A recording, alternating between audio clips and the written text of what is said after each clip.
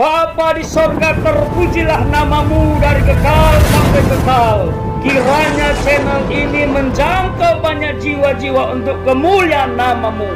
Dan berkatilah setiap orang yang telah mendukung channel ini.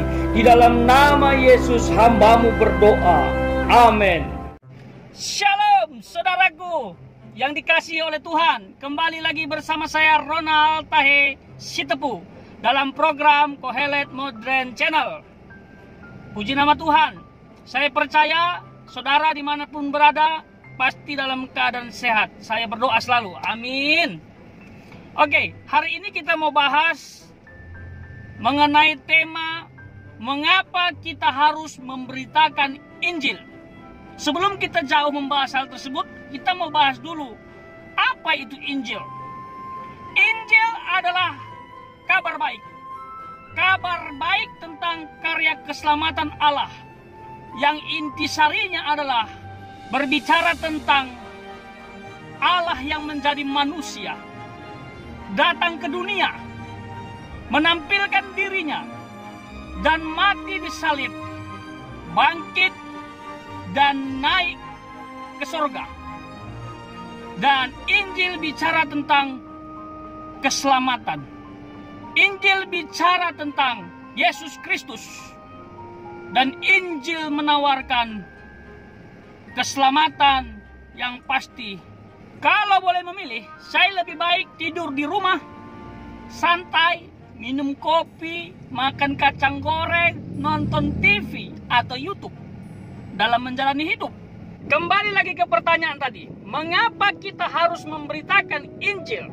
Jawabannya sangat praktis. Karena itu yang diperintahkan Tuhan. Allah memerintahkan kita untuk memberitakan Injil, memberitakan kabar baik kepada semua orang. Hal ini terdapat di dalam Matius pasal 28 ayat 19. Demikian bunyinya, karena itu pergilah, jadikanlah semua bangsa muridku dan baptislah mereka dalam nama Bapa dan Anak dan Roh Kudus. Ini adalah perintah Tuhan pada saat dia hendak naik ke sorga. Para murid diberikan perintah dan memberitakan Injil atau kabar baik ke seluruh dunia. Lain daripada itu, dalam 2 Timotius pasal yang keempat ayat yang kedua mengatakan, beritakanlah firman, siap sedialah, baik atau tidak baik waktunya. Nyatakanlah apa yang salah, tegurlah dan nasihatilah dengan segala kesabaran dan pengajaran. Kalau dalam bahasa Yunani, saya suka ayat ini memberitakan firman dengan memakai istilah kerukson logon, yang bisa diartikan kita harus menteriakkan firman itu, menyampaikan firman Tuhan dengan berapi-api kepada siapa saja, supaya orang tergugah hatinya bahwa Tuhan Yesus adalah Allah satu-satunya juru selamat yang harus dipercaya dan diterima sehingga orang dapat diselamatkan. Kita merenunglah, saya sendiri juga merenung, berpikir, kadang-kadang saya sedih, Tuhan, jangan sampai saya jadi hamba Tuhan yang tidak lagi memberitakan firman-Mu. Karena saya pun adalah produk firman, sehingga bisa menjadi seperti ini. Nah, berdasarkan pengalaman dan pengetahuan saudaraku, ada medan untuk memberitakan Injil dan ada cara untuk memberitakan Injil. Kalau berbicara mengenai medan, ada dua. Dunia nyata atau dunia maya. Kalau cara banyak.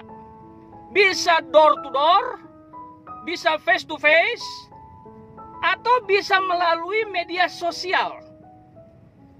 Tinggal pilih saja. Yang penting kita beritakan firman.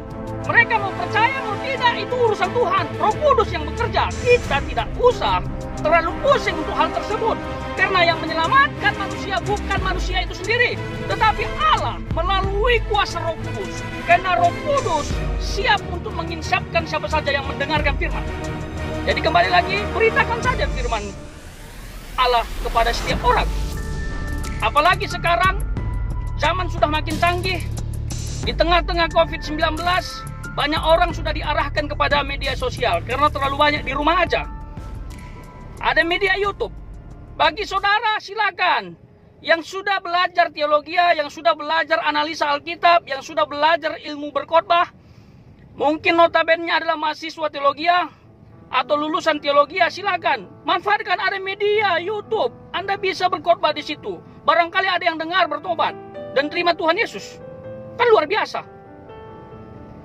Daripada saudara sudah lama menempuh pendidikan, sudah lama pelayanan, jarang sekali mendapat mimbar. Dengan kata lain, diberikan kepercayaan di gereja Anda melayani untuk berkhotbah.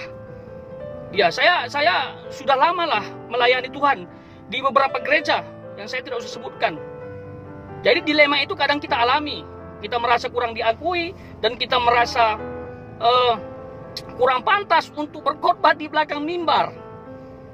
Yang lebih pantas berdiri di belakang mimbar itu ya pendeta senior yang sudah memiliki ilmu atau pengalaman yang banyak. Rasanya kalau kita berdiri masih muda, masih kuliah, berdiri di belakang mimbar kayak gimana gitu, kayak kurang, wah kok dia ya yang khotbah gitu. Daripada dilema itu teman-teman rasakan, saudara rasakan, lebih baik khotbahlah di depan YouTube.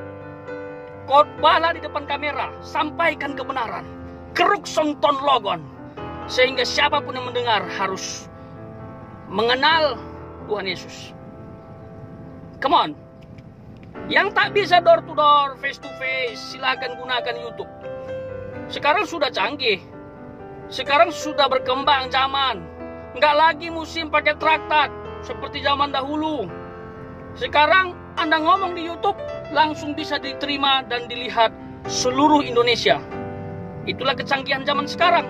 Dan sekarang milenial lebih banyak menggunakan YouTube, Instagram, Facebook, dan lain sebagainya. Jadi kalau kita masih khotbah jadul, masih khotbah seperti dulu, bisa sih, hanya saja kurang luas jangkauannya.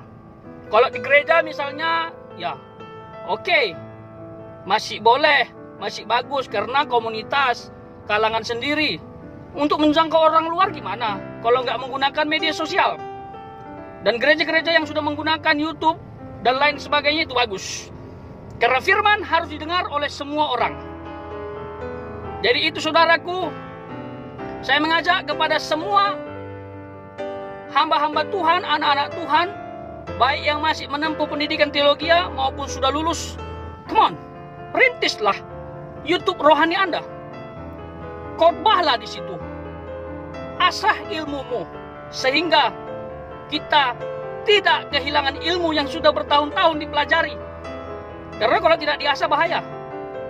Bisa jadi alfabet bahasa Yunani, Ibrani pun lupa karena tak pernah diasah. Seperti itu. Jadi ini saja yang bisa saya bagikan. Kiranya bermanfaat. Ingat, kita memberitakan Injil karena itu perintah Tuhan.